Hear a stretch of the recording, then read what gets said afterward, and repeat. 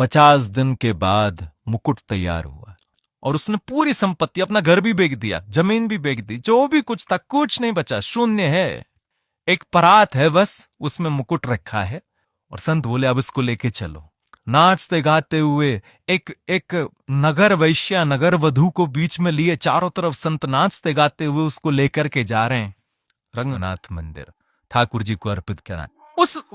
उस वैश्या के समर्पण को देख करके संत ने एक घोषणा और कर दी। क्या? बोले ये मुकुट कोई पुजारी नहीं पहनाएगा, कोई संत नहीं, तुम खुद पहनाओगी ठाकुर जी, गर्भगृह में प्रवेश करके।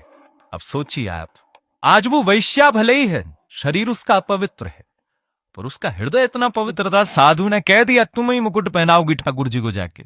मंदिर के सब पुजारियों में बातें बनने लगी। बोले महात्मा का बुद्धि खराब हो गई है, बताओ एक नगर वैश्या को लेकर के आ रहे हैं और चलो ठीक है उसकी संपत्ति से तुमने मुकुट बनवाया, ठाकुर जी को दे रहे हो, लेकिन तुम इतना तो नहीं कहना चाहिए था कि वो जाकर के ठाकुर जी को पहना दे। अब वो महात्मा इतने पहुंचे थे कि उनको कोई मना नहीं कर पा रहा था। लेकिन मंदिर के लोग भी उससे बिल्कुल अप्रसन्न थे, सब कुछ उसके बिल्कुल विपरीत था। लेकिन फिर भी जैसे ही वो द्वार पर पहुंची और भीतर प्रवेश करने लगी, उसी समय रजस्वला हो गई, मासिक धर्म हो, और उसी समय वो घबरा गई, तुरंत थाल नीचे रख दिया मुकुट का, पीछे खड़ी हो गई। महात्मा बोले क्या हुआ? अब बस रो रही है, कुछ कह नहीं पाए। महात्मा बोले हुआ क्या, तुम पीछे क्यों हट गई हो? अब मैं अपवित्र स्थिति में हूं, मैं नहीं जा सकती।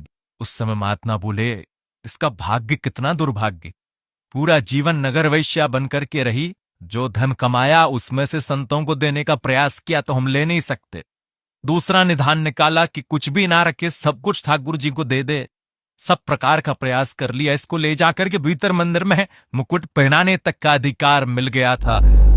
लेकिन ये कैसा दुर्भाग्य, निश्चित ही अपने पूर्व काल में, पूर्व जन्म में पता नहीं क्या ऐसा अपराध बन गया इससे, ठाकुर जी इसको स्वीकार नहीं कर रहे। मंदिर के कुछ विपक्षी लोग खुश हो गए, बोले हम तो पहले ही मना कर रहे थे, देखो ठाकुर जी ने ही ऐसी लीला कर दी, अब ये जा नहीं सकती थी। आप वेद शास्त्रों के विरुद्ध जाकर के काम कर रहे थे महात्मा, देखिए ठाकुर जी की लीला।